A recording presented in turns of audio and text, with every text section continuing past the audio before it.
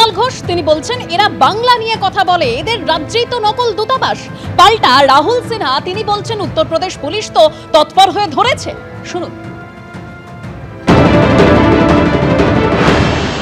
দিল্লির উপকণ্ঠে গাজিয়াবাদ উত্তরপ্রদেশ নজিরবিহীন একটা ভুয়ো কূটনৈতিক লোক ধরা পড়ছে, যে একটা ভুয়ো দূতাবাস চালায়।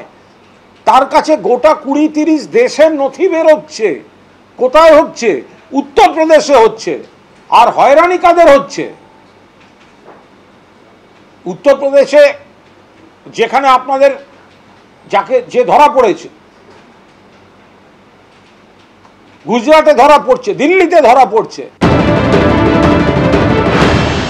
নকল দূতাবাস এবং সেটা এসটিএফ ধরেছে, সমস্ত জিনিস এখন বেরিয়ে আসছে। ওখানে দূতাবাসের বিভিন্ন স্ট্যাম্প ইত্যাদি সমস্ত হচ্ছিল। অতএব বিরাট একটা জালিয়াতির হদিশ যেটা ওখানকার উত্তরপ্রদেশের এসটিএফ করেছে, সেটা স্বাভাবিকভাবেই একটা স্বস্তির বিষয় এবং তার সাথে সাথে চিন্তারও বিষয়।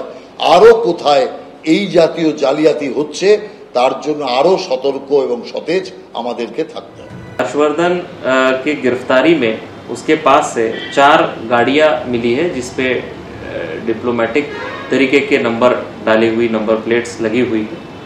इसके अलावा इसके पास से 12 अलग अलग पासपोर्ट्स मिले हैं जो कि अवैध है और कुछ विदेश मंत्रालय की कूटरचित मोहरें भी इससे मिली है। 2 कूटरचित पैन कार्ड इससे प्राप्त हुए हैं।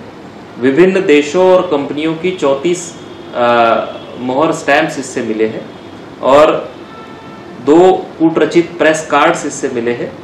लगभग 44,70,000 रुपए भी इसके गिरफ्तारी के दौरान बरामद हुए हैं।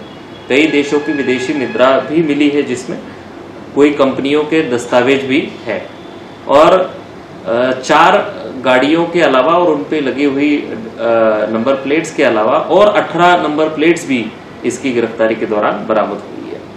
इसके खिलाफ ये अवैध कार्य करने के लिए और इतना सारा फोर्ज डॉक्यूमेंट्स साथ में रखने और बनाने के लिए जो अपराध बनता है उसके तहत गाजियाबाद में मुकदमा पंजीकृत कर लिया गया है और आगे अग्रिम कार्रवाई गाजियाबाद पुलिस द्वारा इसके खिलाफ की जा रही है। উত্তরপ্রদেশের এসটিএফ এর অভিযানে নকল দূতাবাসের হদিশ।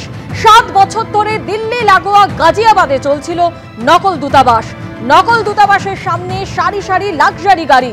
উত্তরপ্রদেশ এসটিএফ এর অভিযানে গ্রেপ্তার অভিযুক্ত হর্ষবর্ধন জৈন।